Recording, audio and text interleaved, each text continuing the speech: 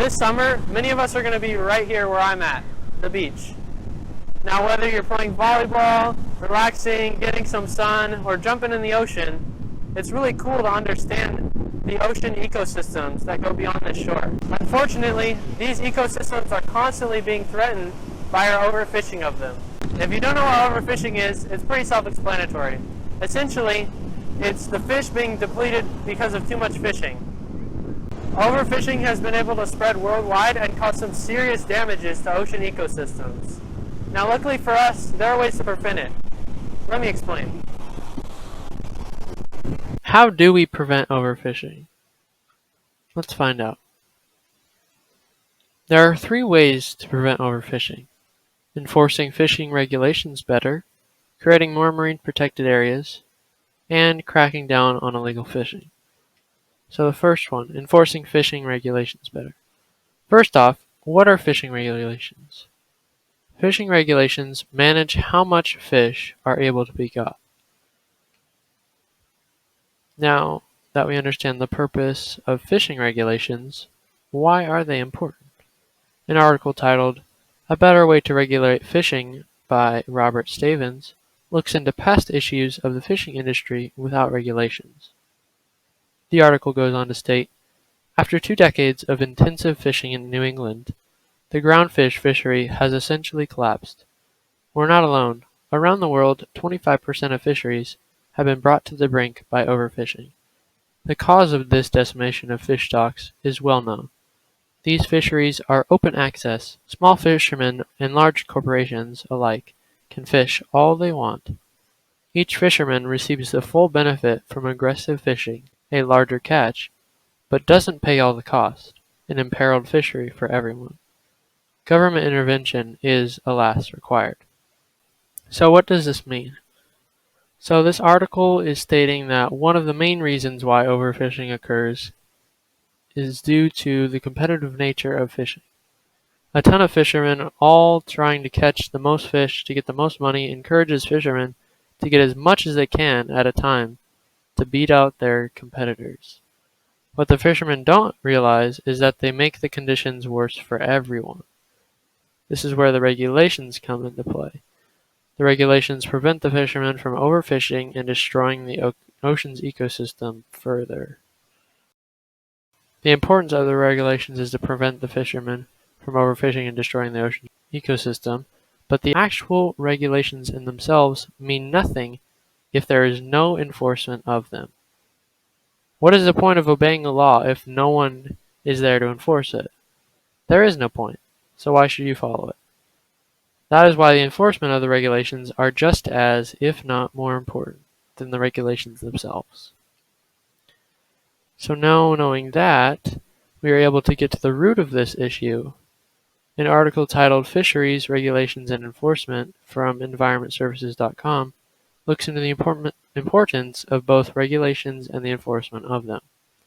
The article states, for any fisheries management strategy to be effective, the regulations designed must be effectively enforced.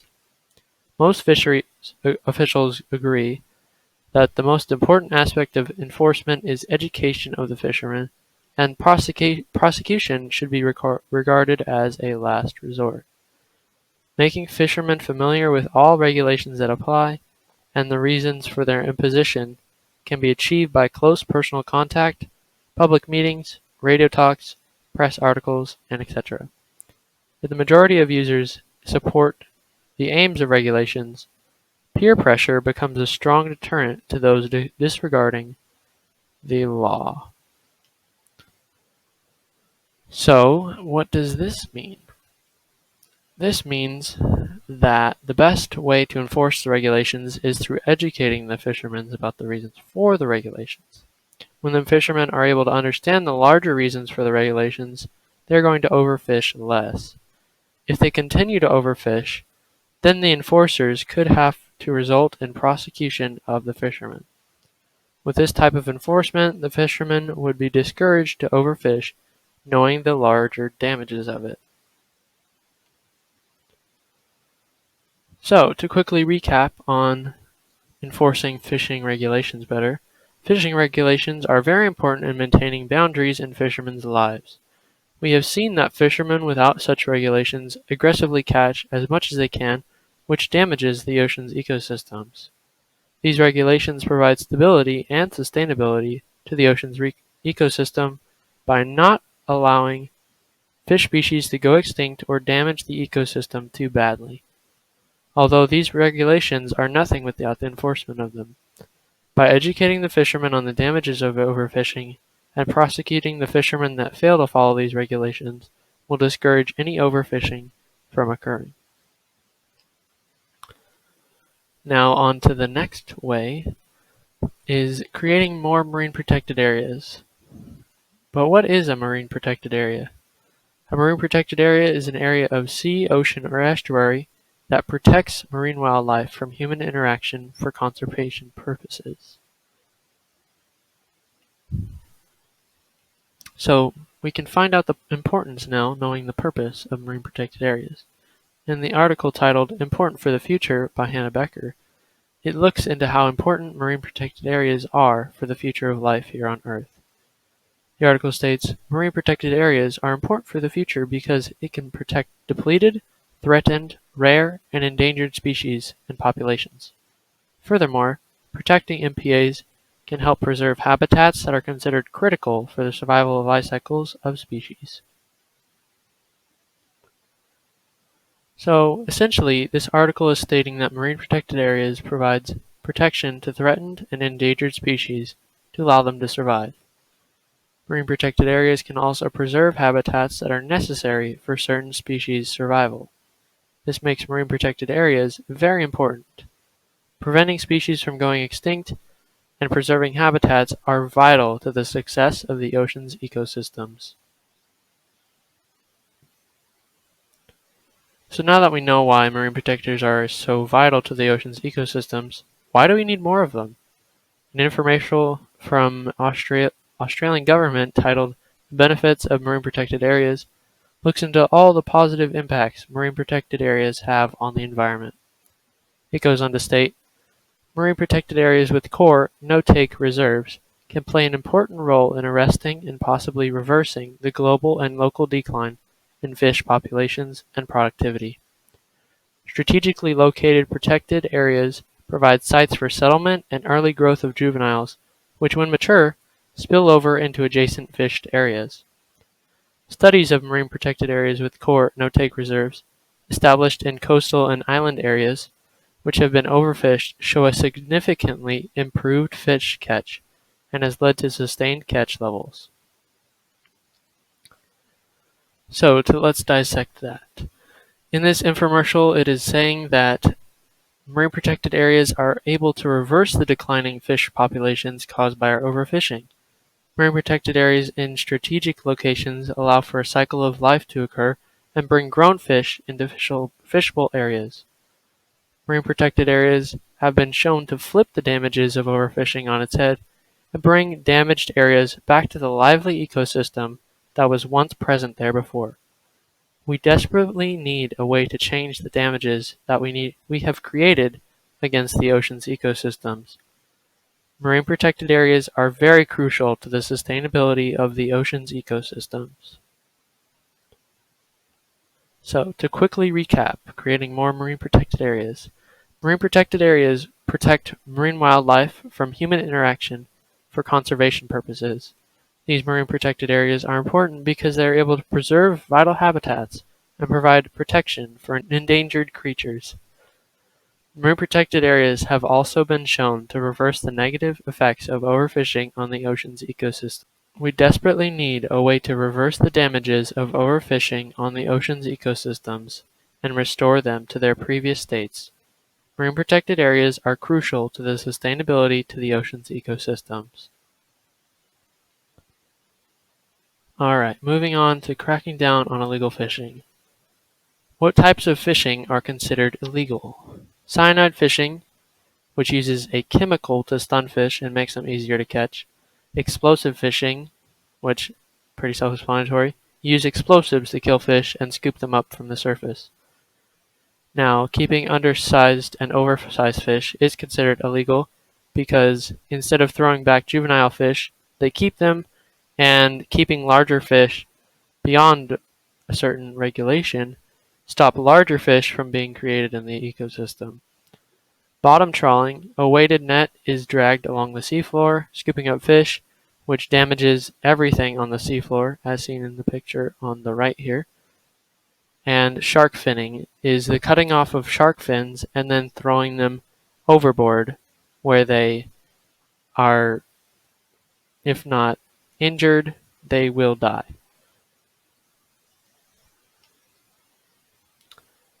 Now, knowing the illegal types of fishing, we can figure out why they need to be eliminated. An article titled "Why Illegal Fishing Must Stop" by Laura Margeson looks into why illegal fishing contributes to overfishing. The article states, illegal fishing is a key driver of global overfishing, threatens marine ecosystems, puts food security and regional stability at risk, and is linked to major human rights violations and even organized crime. Now, what does this mean? This means that illegal fishing damages the marine ecosystems, contributes to overfishing, and could lead to other crimes. It's important that we understand these issues so that we can understand the need to crack down on it. But how are we going to crack down on illegal fishing? An article from Pew Charitable Trusts titled "How to End Illegal Fishing" tells us just that. It states, Pew's project on ending illegal fishing is working around the world to develop an international fisheries enforcement regime that will significantly reduce IUU fishing. This work focuses on industrial-scale fishing, cooperation among key partners for policy change and implementation, due diligence by seafood buyers, and ensuring that authorities have the tools they need to crack down on this activity. Our objective is to put a global system in place that would provide a cost-effective way to identify, monitor, deter, and prosecute the operators and those ultimately benefiting from and supporting illegal fishing. So what does this mean? In order for illegal fishing to cease to exist, it requires a global effort. Everyone at each level of the process would be required to make an effort in order to halt illegal fishing from taking place. Having a system in place that enforces, monitors, and prosecutes the illegal fishing would greatly deter it from happening. We need a system that does just that, so that the illegal fishing could stop damaging the ocean's ecosystems. So, to quickly recap, illegal fishing takes many forms but all harm the ocean's ecosystems in one way or another. Illegal fishing needs to be dealt with. The best way to do that is to create a system to enforce, monitor, and prosecute the fishermen that partake in illegal fishing. This would greatly help the ocean's ecosystems and further prevent overfishing from occurring. Some other people may have different opinions than mine. Now, some people may not see overfishing as a threat, but as a necessity to keep the economy of the fisheries up. However, if each fish is only worth a certain amount of money, then what is the price of the ocean's ecosystems? Priceless. The oceanic ecosystems are crucial to the current status of the ocean. It is important that we do not interrupt or destroy these ecosystems, but preserve them for the well-being of all oceanic creatures in the ocean. If a certain creature were to go extinct, we forfeit the ability to ever interact with those creatures ever again. That's why the conservation and preservation of these ecosystems and creatures is very important. To further support my opinion, a movie titled Revolution looks into how overfishing impacts the ecosystems of the ocean. An article from the movie's website titled Overfishing: The Global Impact looks at the dangers of continued overfishing.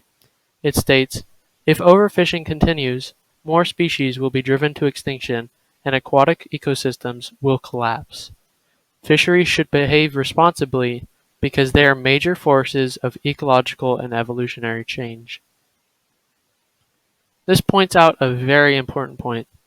What will fisheries do when all fish are extinct? They won't be able to do anything, as there is nothing for them to fish. So if there is such a pressure regarding the economy, regarding the fisheries, think of what the economy will be like when there are no fish in the ocean. That is why it is super important to preserve the current status of ocean ecosystems so that we don't get to the point where marine species are going extinct and causing fisheries to become non-existent. So, what does all this mean for the ocean's ecosystems? I think a quote from Micah White's The End of Protest, A New Playbook for Revolution sums it up perfectly. It states, Mao Zedong in his talk at Chengdu Conference in 1958 says, if there were no contradictions and no struggle, there would be no world, no progress, no life, and there would be nothing at all. Each individual organism in the ocean's vast ecosystems struggle for survival. It's a part of their lives. The organisms that survive prosper, and those that don't survive go extinct. It's a part of nature, although sometimes it isn't. Human interaction with the ocean's ecosystems can cause severe damages to these species and force them to go extinct. This doesn't mean that we have to stop interacting with the ocean's ecosystem as a world altogether, but we need to understand our hand in the intricate ocean ecosystems so we do not damage them any further. In conclusion, overfishing is a great threat to the ocean's ecosystems. This could be prevented by enforcing fishing regulations better, creating more marine protected areas, and cracking down on illegal fishing. The ways you and I can help prevent overfishing take small forms but are important to facilitate change in the current system. Not supporting local illegal fisheries, being informed and informing others are just a few of the ways that you and I can help make a difference. Through our actions, we could either help or hurt the ocean's ecosystems. The question is, what will you choose to do about it?